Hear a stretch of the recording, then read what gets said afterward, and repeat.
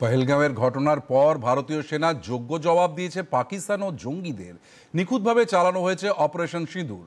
সেনাবাহিনীর এই সাফল্যকে সামনে রেখে আজ বঙ্গীয় নারী শক্তির উদ্যোগে বিবেকানন্দের সিমলা স্ট্রিটের পৈতৃক বাড়ি থেকে বাগবাজারের সিস্টার নিবেদিতার বাড়ি পর্যন্ত তিরঙ্গা যাত্রার আয়োজন করা হয়।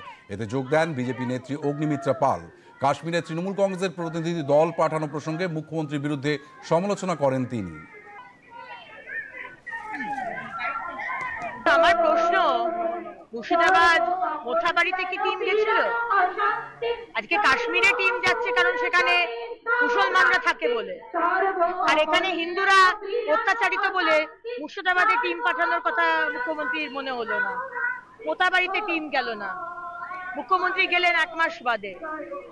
তো এই বিচারিতা আর মুসলমান প্রীতি আর মুসলিম অ্যাপিজমেন্ট, আজকে ইউসুফ পাঠানকে না পাঠানো বলুন, সেখানেও কিন্তু এক ধরনের মুসলমান প্রীতি বলবো না, মুসলিমদের দাবিয়ে রাখা, পরিবারবাদ। কেউ যাবে না টিএমসি থেকে, একমাত্র অভিষেক ব্যানার্জি যাবে। কেন? অভিষেক ব্যানার্জিকে এখানে পশ্চিমবঙ্গে চেনে, বাইরে কে চেনে? সবাই তো ইউসুফ পাঠানকে চেনে। উনি একজন ইন্টারন্যাশনালি অ্যাক্লেমড ক্রিকেটার। সুতরাং তৃণমূলের পরিবারবাদ আর এই বিচারিতা বাংলার মানুষ